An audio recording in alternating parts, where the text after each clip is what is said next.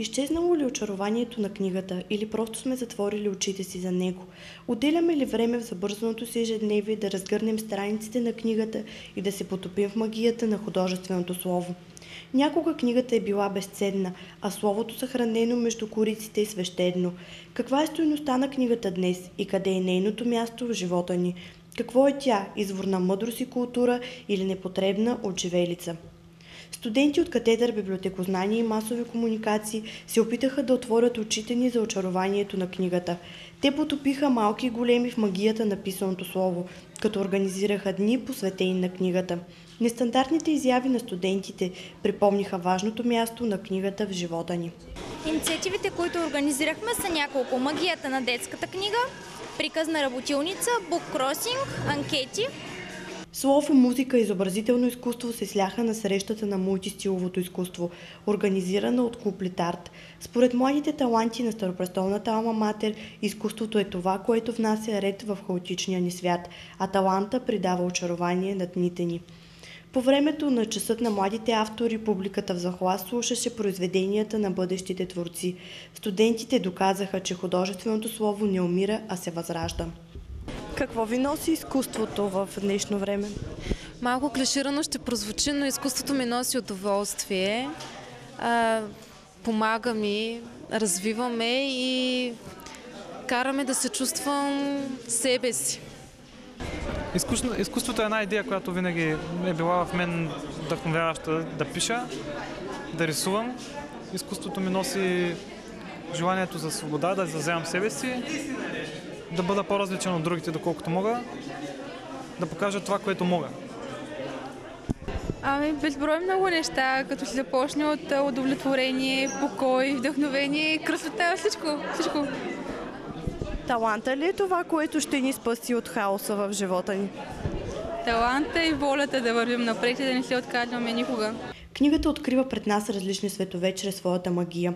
Тази магия завладява малки и големи. Студентите освободиха книгата и й дадоха криле. Инициативата Пътуваща книга се основава на свободна размяна на книги между непознати, чрез регистрирането им в световния сайт на книгата. Хората, които попаднат на такава книга, трябва да следват инструкциите, написани върху стикер на корицата, и да се регистрират като читател в сайта. След като прочетат даденото произведение, временните собственици са свободни да оставят книгата на някоя пейка в парка или където искат другаде на публично място, за да намери тя следващия си читател. Така пътуващата книга ще докосне сърцата на различни хора, които отново ще повярват в магията на книгата. Тази година буккросингът мина повече от успешно. Като всяко начало миналата година беше трудно, хората не бяха запознати с инициативата. Ние регистрирахме около 150 книги, които сега в момента тези, които са тук нашите гости, могат да си вземат от книгите и да почне самата книга своето волно пътешествие. Смятате ли, че сте успели да накарате хората отново да повярват в магията на книгата? Смятаме, че сме им докоснали някоя струна в техните сърца. Хората все пак са запазили своя стимул да четат книги, така че, както казвам, смятам, че сме пробудили детското в повечето хора да забравят за своите грижи и да седнат отново да прелистат някоя книга, която са забравили на някоя лавица. В своя приказна работилница бъдещи писатели и издатели творяха приказки. Идеите за написването им младежите черпят от свои колеги, преподаватели или просто от хора, които срещат на различни места. Инициативите, проведени през дните на книгата, не пропуснаха и най-малките. Студенти от катедър библиотекознание и масови комуникации посетиха 6 детски градини, облечени като приказни герои. Така магията на детската приказка напусна страниците на книгата и се срещна с мълчуганите.